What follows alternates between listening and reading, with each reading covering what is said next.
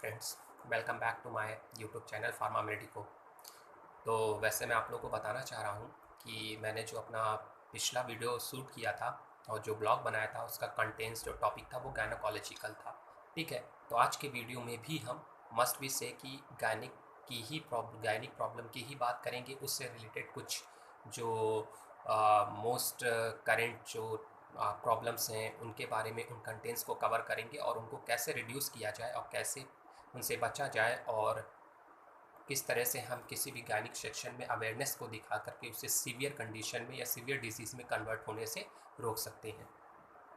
क्योंकि मोस्टली ये most valuable topic है जो कि every women will be attach that and suffer from to each other. सब एक दूसरे से सफ़र करती हैं। ठीक है, तो आज के इस वीडियो में हम फ्रेंड्स बात करेंगे डायरेक्ट अपने टॉपिक पे। वो है causes of irregulation of menstrual cycle.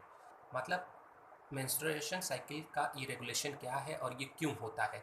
अगर ये इरेगुलर हो रहा है तो किस तरह की प्रॉब्लम गायनिकोलॉजिकल प्रॉब्लम हो सकती हैं और ये आगे चलकर किस तरह की सीवियरिटी कॉज कर सकती हैं। तो उन्हीं सब चीज़ों के बारे में आज यहाँ पर हम बात करेंगे। देखिए, वैसे तो आप सबको पता है कि मेंस्ट्रुअल साइकिल पीरियड्स जो हैं वो वीमेन में मंथली साइकिल है जो per month time to time regulate होती है। एक ऑप्टिमम गायनेकोलॉजिकल सर्वे ये कहता है कि मिनिमम पीरियड आपका 21 डेज़ का और मैक्सिमम आपका 35 टू 40 डेज से अबव नहीं जाना चाहिए।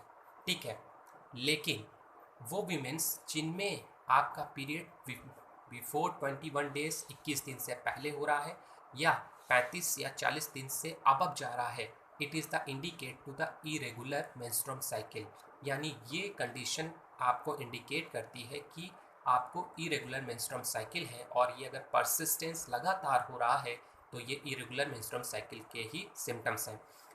इरेगुलर मेंस्ट्रुअल साइकिल जो होता है वो आपकी गायनेकोलॉजिकल ऑर्गन से रिलेटेड कुछ और भी तरह की प्रॉब्लम्स और डिसऑर्डर्स से रिलेट होता है। इसकी वजह से क्या होता है कि इरेगुलर मेंस्ट्रुअल साइकिल होता है। बहुत से लोगों में अवेयरनेस नहीं है, लोगों को पता नहीं होता है, तो वो सोचते हैं अरे ये पीरियड्स हैं, कम ज़्यादा होते रहते हैं, इसमें कुछ नहीं है, ठीक हो जाएगा, फिर से आ जाएगा, चलो इस गैप हो गया कोई बात नहीं।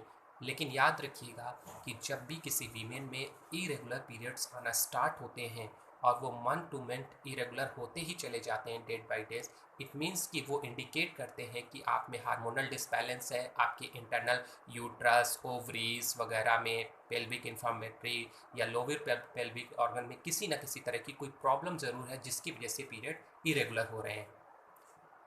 तो उसी की हम बात करेंगे। देखिए, मोस्टली जो इरेगुलर पीरियड होता है उसका सबसे पहला कॉज तो ये होता है हार्मोनल इम्बैलेंस।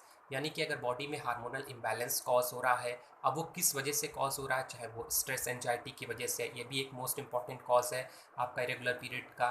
दूसरा हो सकता है आपकी डाइट की वजह से, आपकी हैबिट की वजह से। ये हो गया हार्मोनल इम्बैलेंस हो गया जिसमें प्रोजेस्टेरॉन और एस्ट्रोजन दोनों का रोल होता है और इसी की वजह से पीरियड इरेगुलर होते रहते हैं। नेक्स्ट होता है इंड्रोमेट्रियोसिस।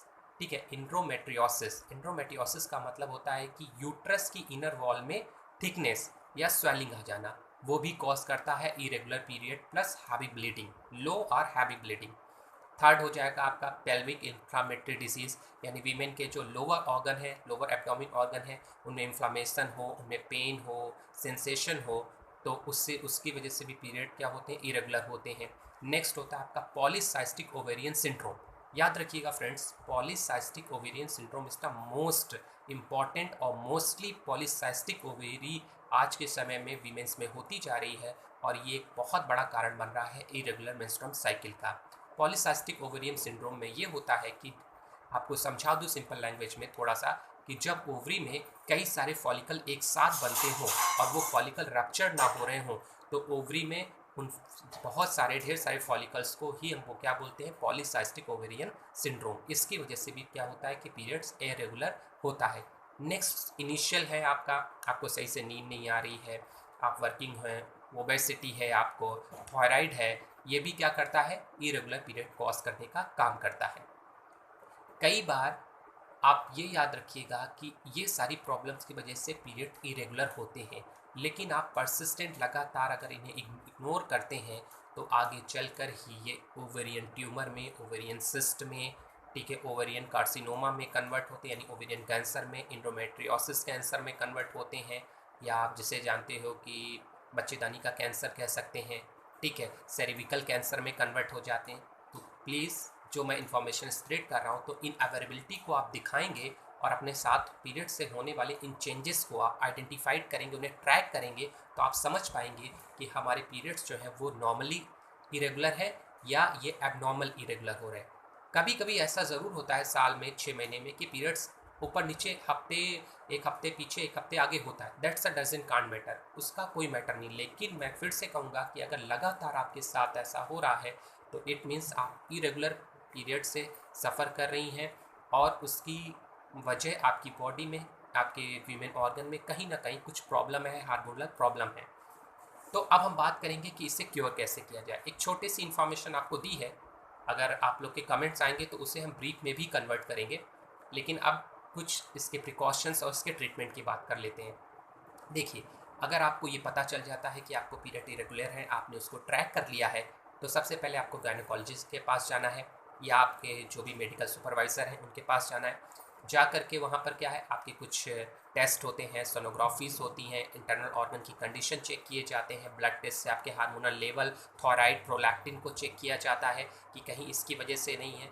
उसके साथ ही साथ आप में कुछ मेडिकेशन दिए जाते हैं, जिसमें मोस्टली वीमेन मेडिसिन है। पहला तो मैं आपको पहले ब्लॉग में बता ही चुका हूँ, उसमें ओरल कॉन्ट्रासेप्टिक पिल्स है, ठीक है, जो बता ही चुका हूँ, जिसे कॉन्ट्रासेप्टिक पिल्स कहते हैं, जिसमें ओएस्ट्रोजन एंड प्रोजेस्टेरॉन का कॉम्बिनेशन होता है लो डोज में, ठीक है। नेक्स्ट होती है आपकी कुछ वीमेन पीरियड रेगुलेटरी सिरप्स, जिसमें बहुत फेमस जो सिरप हैं जो मोस्टली ओटीसी में यूज़ होती हैं, यानी जिन्हें आप सेल्फ यूज़ कर सकते हैं। M2 टोन है, अशोकारिस्ट है, गायनेरिक सिरप है। तो इन सब सिरप्स को यूज़ करके इनमें कुछ ऐसे नेचुरल इंग्रेडिएंट होते हैं जो वीमेन मेंस्ट्रुअल साइकिल को रेगुलेट करते हैं, हैवी ब्लीडिंग की प्रॉब्लम और भी इंटरनल जो प्रॉब्लम होती है उनको क्योर करते हैं। साथ ही साथ प्रॉपर आप balance diet, vitamin C, protein, fluid को लेना होगा, स्ट्रेस एंड एंजाइटी को रिड्यूस करिए, ओबेसिटी को कम करिए, थायराइड है तो थायराइड को बैलेंस करिए। साथ ही साथ कुछ मेडिटेशन और एक्सरसाइज को करके आप अपने इन इरेगुलर पीरियड को क्या कर सकती हैं, क्योर कर सकती हैं, और साथ ही जो सीवियर डिसीज या सीवियर कंडीशन जो आगे जाके कन्वर्ट हो, उससे आप अपने आप को बचा सकती हैं। तो उम्मीद करता हूँ फ्रेंड्स कि आज का ये ब्लॉग और ये वीडियो जो मैंने जानकारी आप लोगों को दी अच्छी लगी हो, और अच्छी लगी हो तो फ्रेंड्स वीडियो को लाइक, शेयर, सब्सक्राइब ज़रूर करिएगा। फिर से मिलेंगे अपने एक नए कंटेंट्स, नए टॉपिक के लिए। तब तक के लिए नमस्कार।